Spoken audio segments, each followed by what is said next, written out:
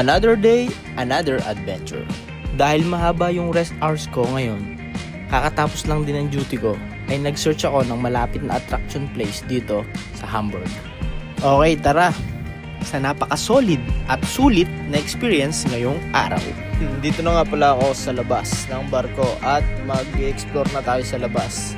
Nandito ako sa Hamburg, Germany.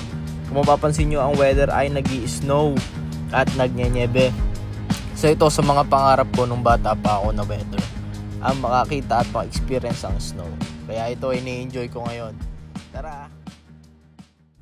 Nandito na nga pala ako sa Miniature Wonderland. Samahan nyo akong tungayan ang kakaibang experience ko dito sa Hamburg, Germany. Trivia time muna tayo.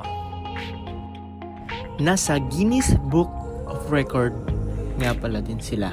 They are hold several Guinness World Record including world largest model train.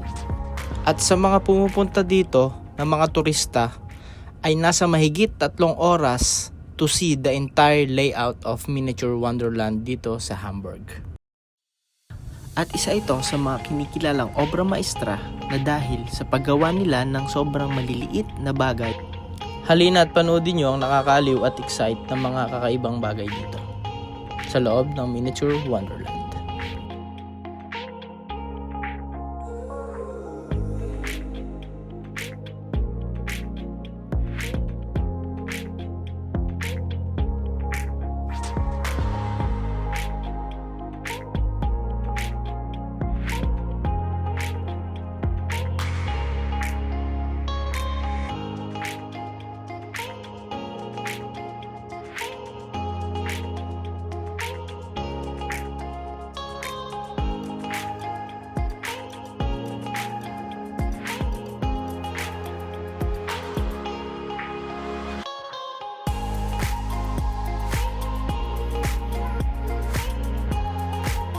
Isa rin sa kaligayahan ko may bahagi sa inyo ang mga kakaiba at extraordinary na experience ko na hindi matutumbasan ng kahit anong halaga.